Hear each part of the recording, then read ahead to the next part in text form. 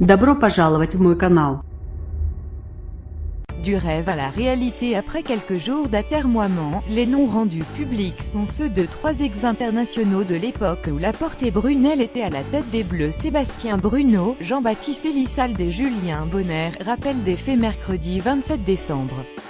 Laporte limogeait Guy Novès et annonçait l'instauration d'un paquet de 56 adjoints issus du top 14 pour épauler Brunel dans l'opération de relance du 15 de France, plombée par 6 défaites consécutives et un nul contre le Japon pour conclure 2017.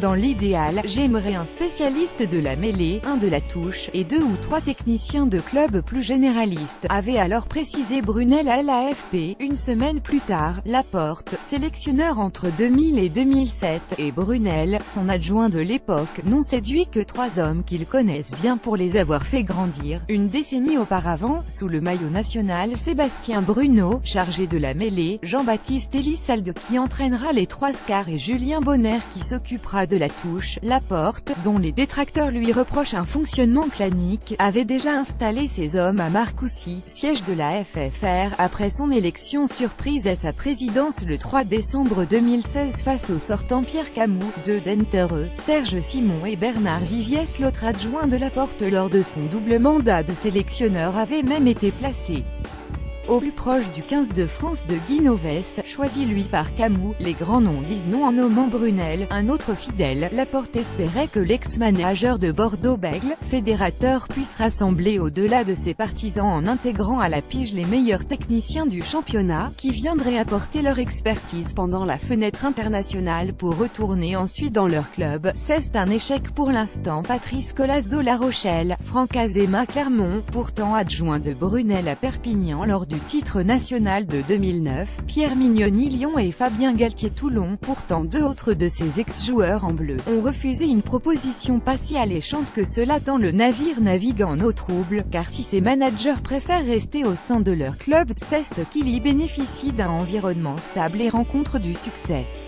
Azéma a jugé impensable de quitter l'ASM, envisageant cependant de participer à la tournée de juin en Nouvelle-Zélande, au moment des vacances du club.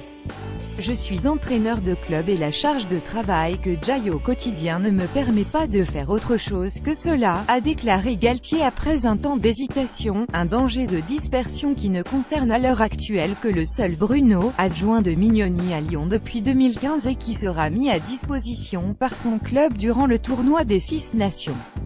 Selon la FFR, l'ex-talonneur sera présent à Marcoussis dès le début de la préparation des Bleus, à partir du 21 janvier, et ne fera pas d'aller-retour avec le Loup pendant la compétition. Elissalde, ex-adjoint de Novès, Elissalde et Bonner, tous 2 joueurs titulaires lors du mythique quart de finale de la Coupe du Monde 2007 remporté face à la Nouvelle-Zélande, pourtant archi-favori 2018 à Cardiff, étaient eux libre et plus facile à convaincre. Elissalde, formé comme joueur puis comme entraîneur des arrières par Novès à Toulouse, avait quitté le stade toulousain sur un échec, celui d'un championnat 20 160 2017 achevé par une humiliante 12e place et une première non-qualification pour la phase finale depuis 4 décennies. Le Rochelais d'origine avait récemment été engagé par la FFR pour entraîner l'équipe de France des moins de 18 ans. Les 2 consultants Philippe Doucy jeu au pied et Jean-Marc Bédret défense, nommés en même temps, étaient eux aussi déjà dans le giron fédéral.